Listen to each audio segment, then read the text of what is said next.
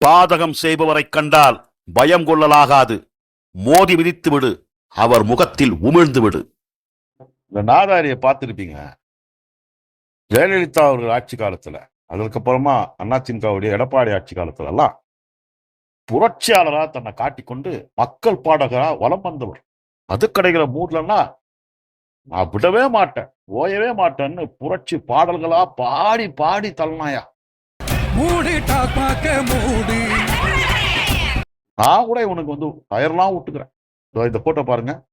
இந்த போட்டோவெல்லாம் நான் என்னுடைய ஃபேஸ்புக் பேஜில் போட்டு மக்களுக்காக இந்த மதுவை எதிர்க்கக்கூடிய ஒரு மனிதராக திகழக்கூடியவர்லாம் வர்ணனை செய்து வாழ்த்துக்கள் சொல்லி டயர்லாம் விட்டுக்கிறேன்.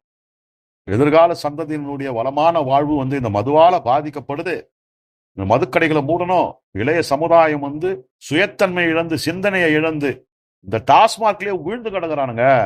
அதனால மதுக்கடைகளை மூடணும் அப்படின்னு ஒருத்தர் துணிச்சலா ஒரு கூட்டத்தை கூட்டி பாட்டு பாடினுங்கிறாரு. ரொம்ப புரட்சி செய்துட்டு இருக்காருங்க.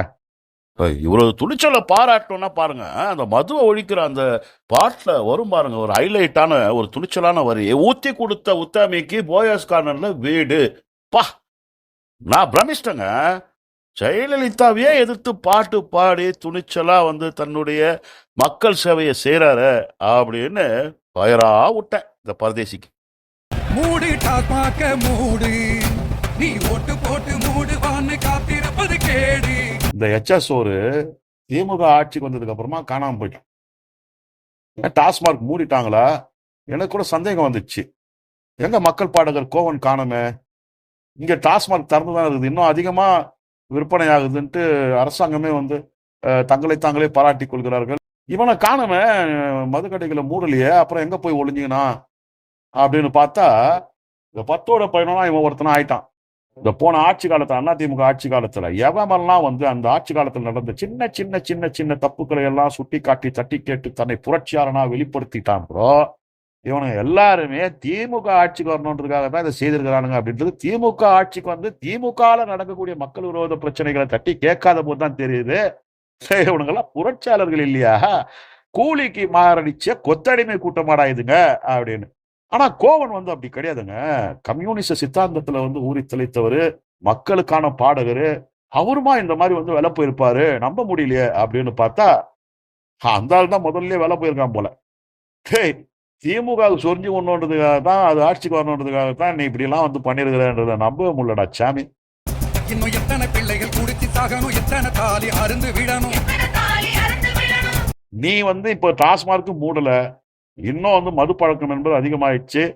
இளைய தலைமுறை மதுவை தாண்டி கஞ்சா, இன்னும் அபீனு, இந்த மாத்திரைன்றானுங்க, மெத்தோபைட்டன்ன்றானுங்க, பலவிதமான போதை பழக்கத்திற்கு உள்ளாகி அதுவும் ரொம்ப சுலபமா கிடைக்கக்கூடிய வகையில இந்த ஆட்சியில ரொம்ப கேவலமா போயிட்டு இருக்கு. முதலமைச்சரே போதையின் பாதையில செல்லாதீங்கன்னு கெஞ்சி கதறி நான் அப்பாவா இருந்து சொல்றேன்னு அடற அளவுக்கு ஆகி போயிட்டேன். இந்த ஆட்சி காலத்துல மயிரை புடுங்கத்துக்காடா நீ பாட்டு பாடாம இருக்கிற? சரி ஒழிஞ்சுப்போ, நீ ஏதோ கூலிக்கு மாரடிச்ச அப்படின்னு விட்டுட்டா. இப்ப மறுபடியுமே பாத்தீங்கன்னா இந்த புரட்சி பாடகர், மக்கள் பாடகர், மக்கள் சேவகர் பாடுறதுக்காக வந்துக்கிறாரு. ஓஹோ, டாஸ்மார்க்லாம் இங்க ஓவரா தந்து வச்சு இளைய சமுதாயம் குடியால் அழியுது, அதை தாண்டி கள்ளச்சாரம் எல்லாம் குடிச்சு வேற செத்து போனாங்க, அந்த கோவத்துலதான் இந்த கோவம் பாடுறான் போலுது அப்படின்னு பார்த்தா விஜய் சொல்லிட்டாப்புலையாம், திமுக ஆட்சி குறை சொல்லிட்டாப்புலையாம். திமுக ஆட்சியில பெண்களுக்கு பாதுகாப்பு இல்லை அப்படின்னு விஜய் சொல்லிட்டான். நமக்கு விஜய் மேல 1000 விமர்சனம் இருக்குது. கருத்தியல் ரீதியா விஜய் விமர்சிக்கிறதுக்கு நிறைய இருக்கு. விஜயை நம்ம முட்டு கொடுத்து விஜய்க்கு சப்போர்ட் பண்ணி பேசல. ஆனா விஜய இவ்வளோ கீழ்த்தரமா, நீங்க 4 வருஷமா நடக்கக்கூடிய எந்த விதமான மக்கள் விரோத போக்கையும் கண்டிக்கிறதுக்கு துப்பில்லாத கோவன் விஜய் திமுக ஆட்சியில் நடக்கக்கூடிய பல விஷயங்களை சொல்லிட்டாப்புல, குறிப்பா பெண்களுக்கு பாதுகாப்பு இல்லை அப்படின்னு சொன்ன உடனே பொத்துக்கணும் வந்துச்சுப்பா இந்த மக்கள் பாடகருக்கு. கீழ்த்தரமா தனிநபர் தாக்குதல், விஜய் உடைய பர்சனல் லைஃப் எடுத்து பேசுறான்பா. எவ்வளவு கேவலமானவனா இருப்பான் இந்த கோவன். தமிழ்நாட்டில் பெண்களுக்கு பாதுகாப்பு இல்லையா தம்பி? நான் ஒண்ணு சொல்றேன், உன் வீட்டுல உன் மனைவிக்கு பாதுகாப்பு இல்லைன்னு சொல்லி தான் உன்னை விட்டு அந்த புள்ள ஓடுச்சு. முதல்ல அதை புரிஞ்சிக்க.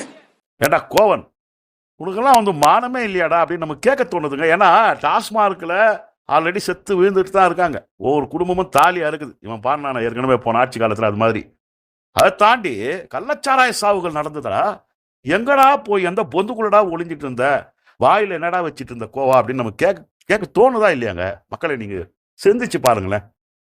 இந்த கள்ளச்சாராயத்தை காட்சி வித்தவன் திமுக காரன் அப்படின்றது பட்டவர்த்தனமா வந்து தெரிஞ்சிருந்தது. முதல் முறையா அவனை அரெஸ்ட் பண்ணி உள்ள தூக்கி போட்டு ஜாமீன்ல விட்டாங்க. வெளியே வந்து மறுபடியும் கள்ளச்சாராயத்தை காட்சி வித்து மறுபடியும் பிடிச்சி உள்ள தூக்கி போட்டுக்கிறாங்க.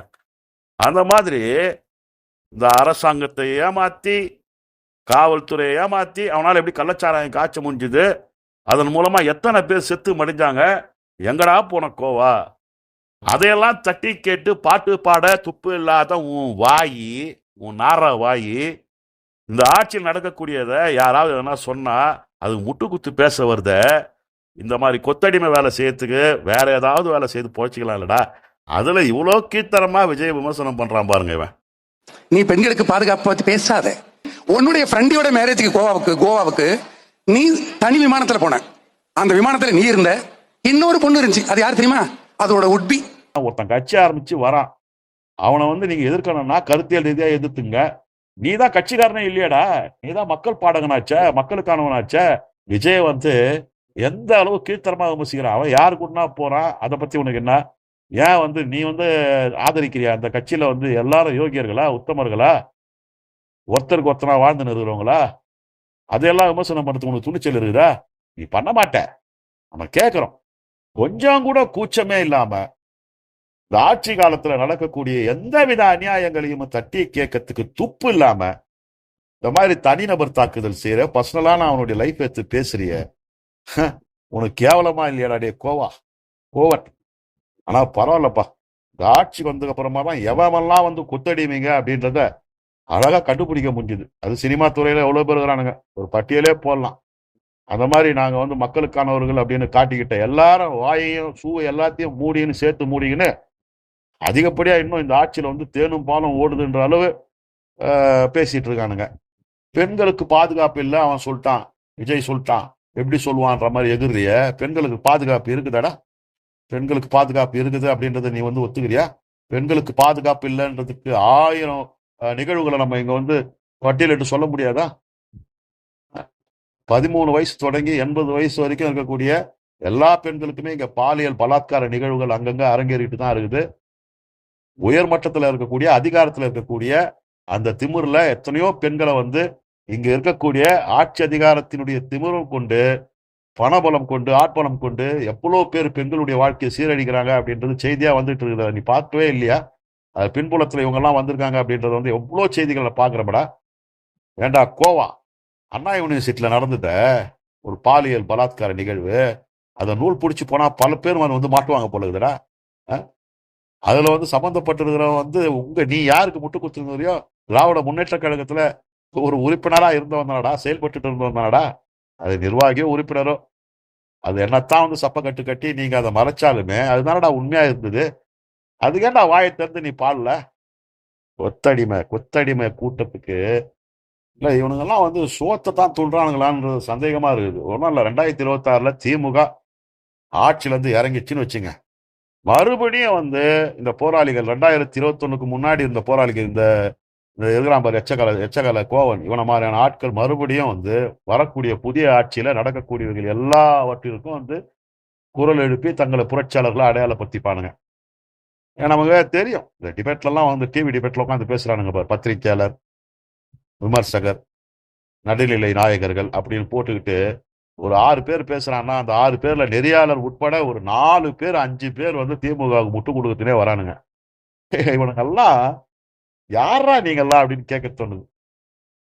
கொஞ்சம் கூட வந்து ஒரு நாணயம் இல்லை, கிஞ்சித்துமே வந்து ஒரு ஜனநாயக நாட்டுல நம்ம இருக்கிறோம், நம்மளை வந்து கழுவி ஊத்துவானுங்களேன்ற கூச்சம் இல்லை. இப்படி வந்து முட்டு குத்துட்டு இருக்கிறீங்க. இதுல வேற ஒரு புரட்சி பாடகர், கம்யூனிஸ்ட் சித்தாந்தவாதி, பகுத்தறிவுவாதி, இந்த மாதிரியான போர்வைகள் இருக்கிறவங்க கிட்ட தான்டா முதல்ல நம்ம வந்து ஜாக்கிரதையா இருந்துக்கணும். இவன் கொஞ்ச நாள் தலைமறை வாழ்க்கை வாழ்ந்துருந்தான் அந்த கோவன். இப்ப அப்படியே நைஸா வந்து வெளியே வந்து இப்ப எலெக்ஷன்லாம் வர்றதால திமுகவுக்கு முட்டு குத்து, திமுக எவன்லாம் எதிர்க்கிறானோ அவனெல்லாம் பிடிச்சி கட்சினுக்கிறான். இல்ல, உங்களை எந்த கேள்வியுமே கேட்கக்கூடாதாடா? இந்த ஆட்சியில் நடக்கக்கூடியது எதுவுமே சுட்டி காட்டக்கூடாதாடா?